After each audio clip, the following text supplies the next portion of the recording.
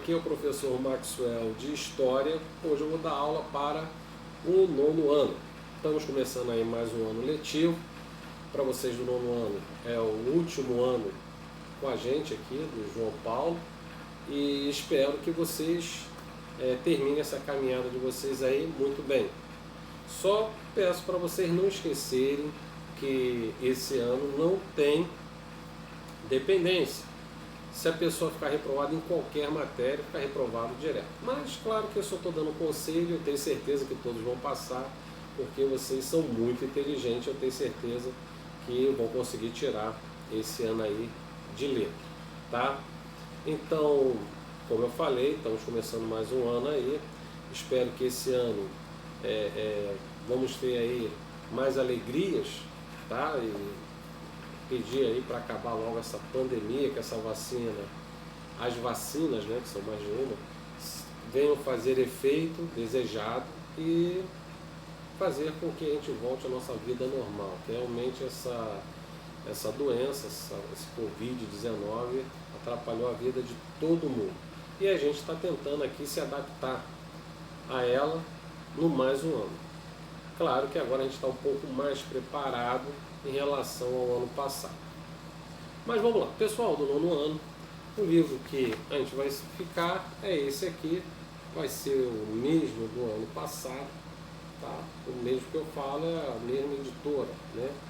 E a gente vai trabalhar, tá? No início agora, nós vamos falar de Brasil, desde a proclamação até os dias atuais, falando sobre o presidente atual do Brasil, que é o Bolsonaro. Então a gente vai estudar lá de Deodoro da Fonseca, que foi o primeiro, até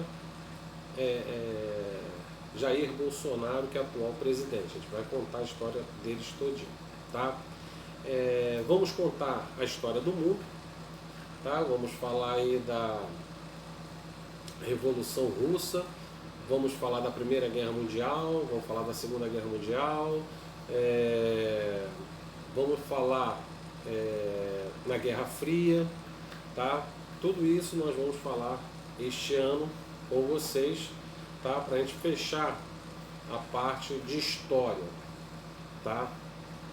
Que vai ser até os dias atuais, que é o nono ano, essa é a matéria do nono ano.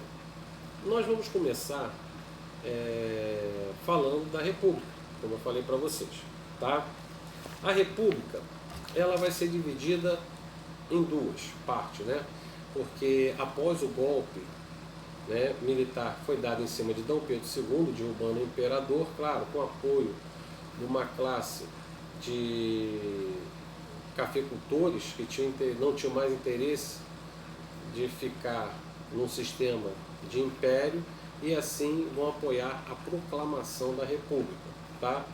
Comandado, claro, por Marechal Deodoro da Fonseca, que vai comandar esse golpe contra o Império. Ele vai ser o primeiro presidente, vai assumir o cargo de presidente da República, e quando ele assume, certo, ele primeiro corta os laços com a igreja,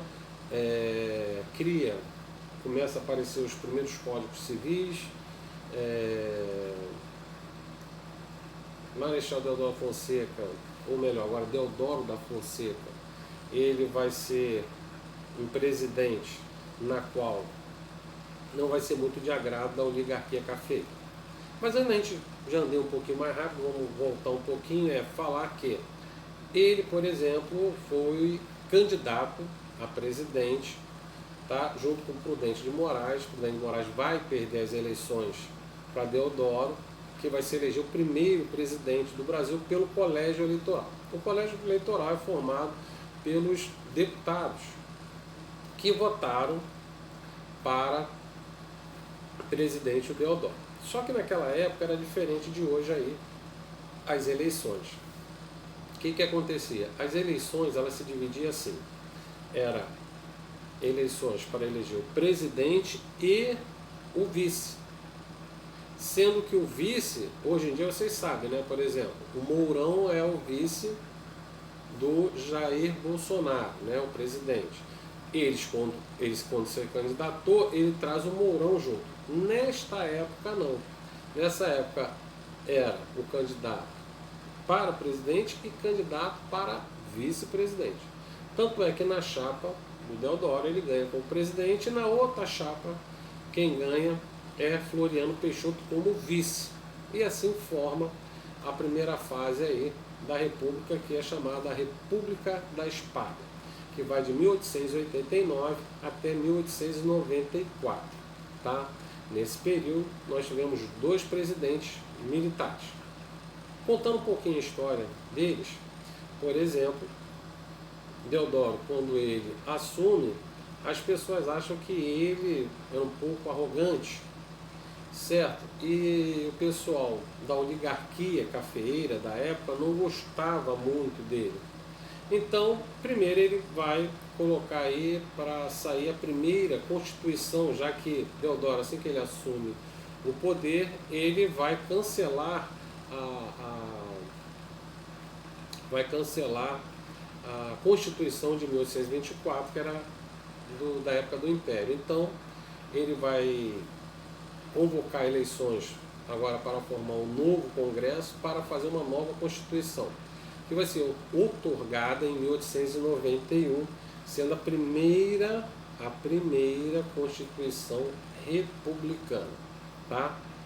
Então, o que acontece? Nessa Constituição, por exemplo, vai dizer que as mulheres, por exemplo, não têm direito a voto. Outra coisa, militares, patentes baixas, também não têm direito à participação política. Alguns religiosos também.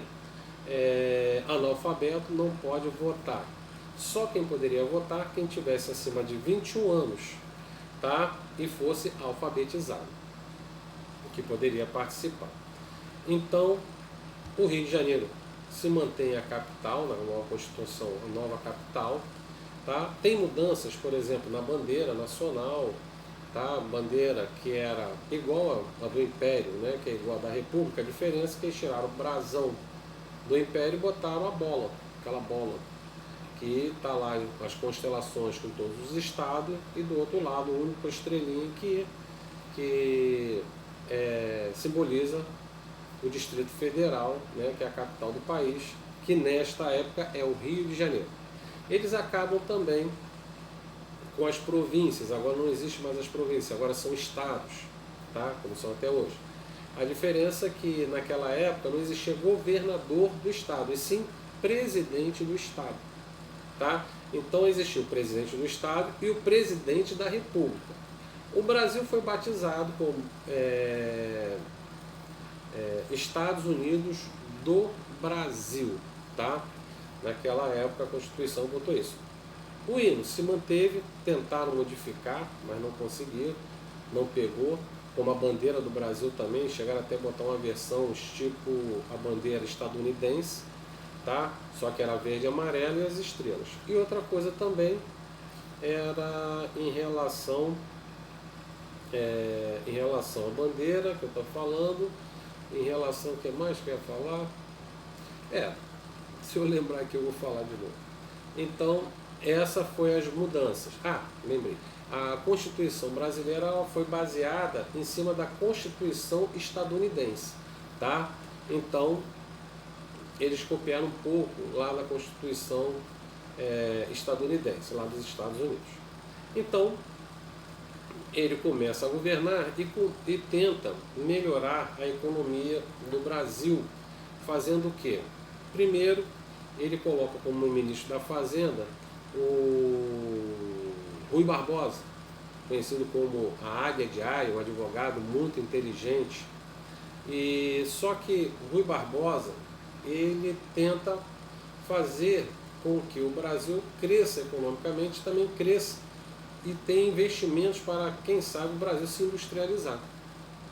Sendo que ele cria, né, ele dá liberdade para que outros estados possam fazer o papel moeda, né, rodar dinheiro. Ele achando que tivesse muito dinheiro, poderia ocasionar o quê? O pessoal ia ter o poder de compra e poderia comprar mais, mas na realidade isso não deu muito certo. Outra coisa que ele vai fazer, ele vai criar a Bolsa de Valores, na qual ele vai incentivar pessoas a investir em empresas para com que essas empresas industrializassem o Brasil e as pessoas investissem nessas empresas através da Bolsa. Só que, como você sabe, nós estamos no Brasil e naquela época existia lá as pessoas que armavam.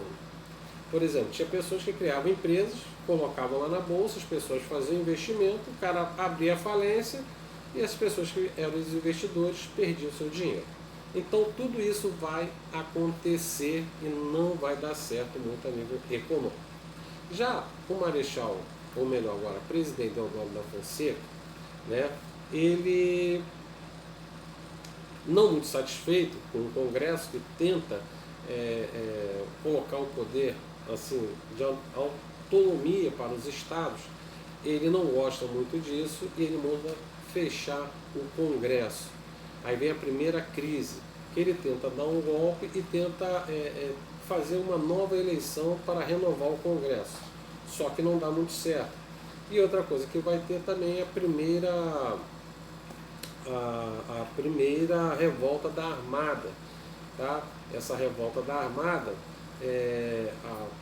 a Marinha vai se revoltar e vai botar os navios de guerra apontando para a capital aqui do Rio de Janeiro, certo? Os canhões falando que se o Deodoro da Fonseca não renunciasse, eles iam bombardear a cidade.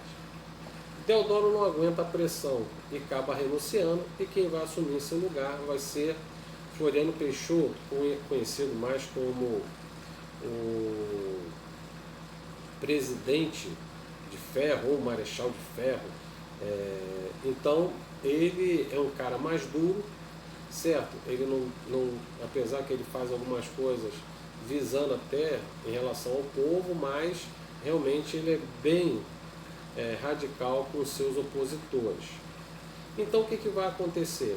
Floriano Peixoto ele vai ter duas revoltas principais que vai acontecer, que é a revolta da Armada, certo? A segunda revolta, né, que vai acontecer, mas ele consegue superar, e também vai ter a Revolução Federativa no Rio Grande do Sul, comandado por Júlio de Castilhos, que vai ser apoiado pelo Floriano, porque ele quer manter, né, aquela coisa que esses primeiros anos da República é que vai tentar fortalecer essa coisa da República, porque as instituições, os estados, muitos não estavam muito satisfeitos ainda, já que o imperador foi retirado do poder e foi mandado para o exílio, certo? E o povo ainda não estava ainda se acostumando com isso. Outra coisa que eu esqueci de falar também, na Constituição, eles colocam lá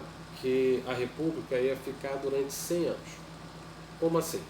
De 1889 até 1989, e assim teria um plebiscito para o povo escolher o sistema de governo que desejasse. Por exemplo, o retorno do Império Parlamentarista, ou República, ou apenas um sistema presidencialista, mas parlamentarista. Tá? Mas aí houve realmente esse plebiscito, certo? E o povo escolheu o presidencialismo, que está aí até os dias de hoje. Então chega 1894, tem novas eleições, e quem vai ser eleito agora vai ser Prudente de Moraes, que vai ser o primeiro presidente civil do Brasil. Tá? E assim começa a era da oligarquia cafeeira, ou a política do café com leite, que vai ser revezamento entre São Paulo e Minas Gerais, certo? No poder da presidência do Brasil, sendo que o café sendo São Paulo e o leite sendo Minas Gerais. Mas isso aí já é uma outra história que eu vou contar depois para vocês. Eu vou botar um videozinho aí para vocês agora. Esse vídeo vai contar um pouco da história que eu acabei de falar aqui, e ela também vai dar um bom resumo também do que foi a República. Veja o vídeo aí, daqui a pouco a gente se fala.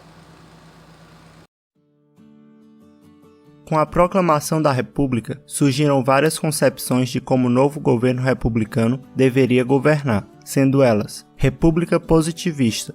Baseavam-se no positivismo de Auguste Comte. Defendiam a centralização do poder, ou seja, menos autonomia para os estados. Defendia o autoritarismo como forma de chegar à ordem e ao progresso. Era defendida principalmente por oficiais do exército. Esse estilo de governar prevaleceu durante a República da Espada.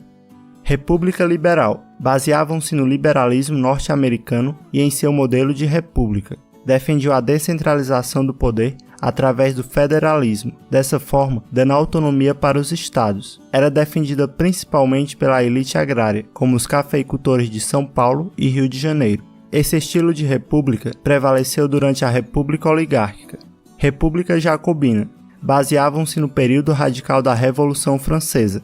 Defendiam que as decisões políticas fossem feitas por toda a população, ou seja, queriam que todos participassem coletivamente do governo. Era defendida principalmente pelas classes sociais médias urbanas. Esse modelo de governo não chegou a ser implementado. Com a proclamação da República, o Brasil se aproximou mais dos Estados Unidos, enquanto que com a Inglaterra houve um certo afastamento. A Primeira República pode ser dividida em duas partes, a República da Espada e a República Oligárquica. A República da Espada ganhou esse nome devido ao fato dos dois presidentes desse período terem sido militares. Logo após a proclamação da República, foi instaurado um governo provisório, sendo chefiado pelo Marechal Deodoro da Fonseca. Deodoro tomou algumas medidas como extinção da Constituição de 1824, banimento da família real, separação entre a Igreja e o Estado, instituiu o casamento civil, convocação de uma Assembleia Constituinte para fazer uma nova Constituição para o Brasil, naturalização dos estrangeiros que viviam no Brasil. As províncias passaram a se chamar estados. O ministro da Fazenda, Rui Barbosa, adotou durante o governo provisório de Deodoro um plano econômico que ficou conhecido como encilhamento. Esse plano consistiu em aumentar a emissão de papel moeda e colocá-la em circulação no mercado para estimular o consumo. Também visava aumentar a industrialização no Brasil, fornecendo crédito para as indústrias, ou seja, facilitando o empréstimo de dinheiro para que elas pudessem se desenvolver e pagar seus funcionários. Para poder pagar os empréstimos, o governo teve que emitir ainda mais papel moeda. O governo também permitiu que os bancos privados emitissem dinheiro. Naquela época, o dinheiro era emitido de acordo com as reservas de ouro que o país tinha. Como esse dinheiro foi emitido de forma excessiva, sem corresponder com a quantidade de ouro, houve uma desvalorização da moeda. Essa desvalorização ocasionou aumento de preço em vários produtos, causando a inflação.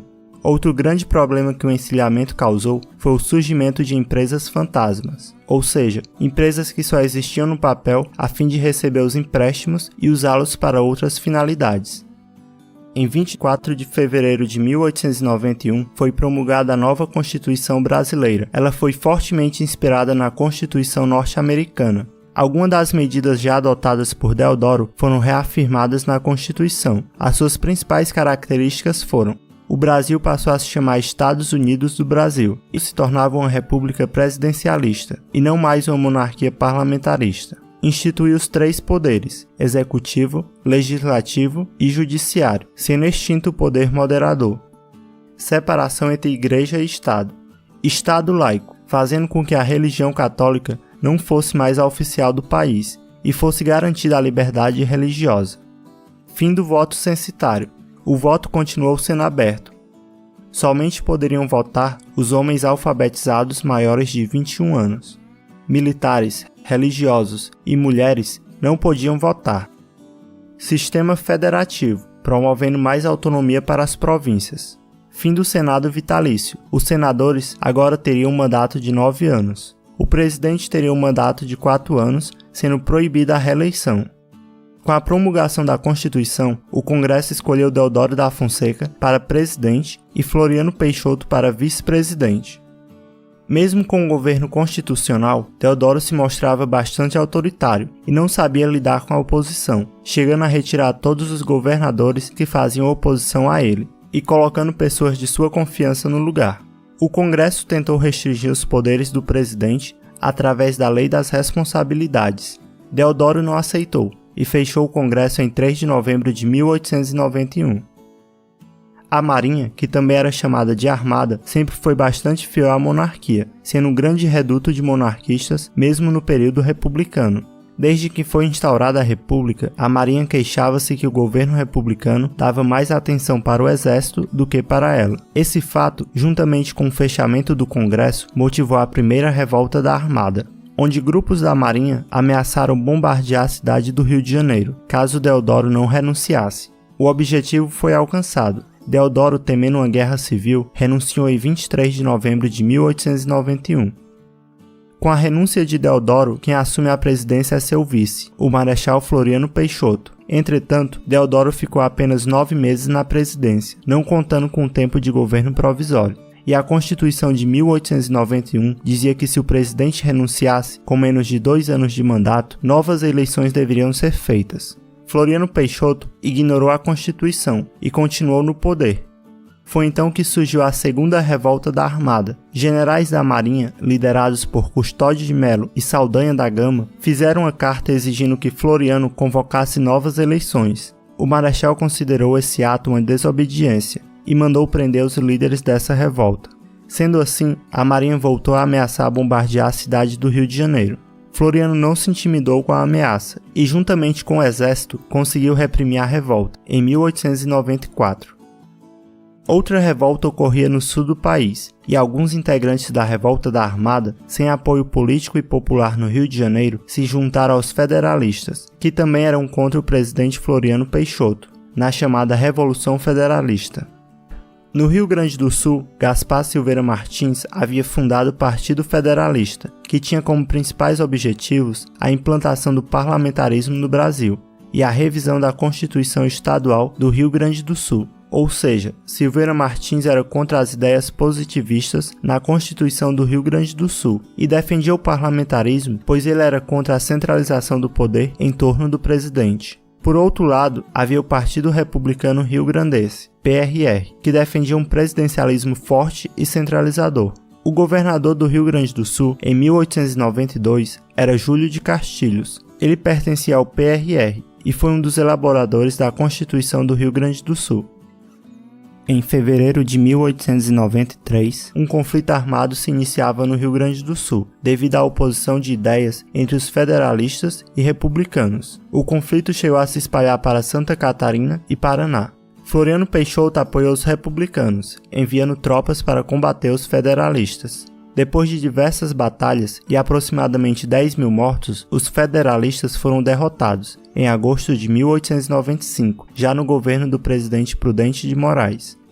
A forma rígida como Floriano conteve a revolta da Armada e a Revolução Federalista lhe rendeu o apelido de Marechal de Ferro. O fim do mandato de Floriano Peixoto, em 1894, marca o fim da República da Espada. O novo presidente eleito, Prudente de Moraes, não era um militar, e assim se inicia a República Oligárquica. E aí, pessoal? Viram aí o vídeo? Espero que vocês tenham entendido que esse vídeo também está bem explicadinho aí, essa era da qual foi a República da Espada, que vai de 1889 a 1894.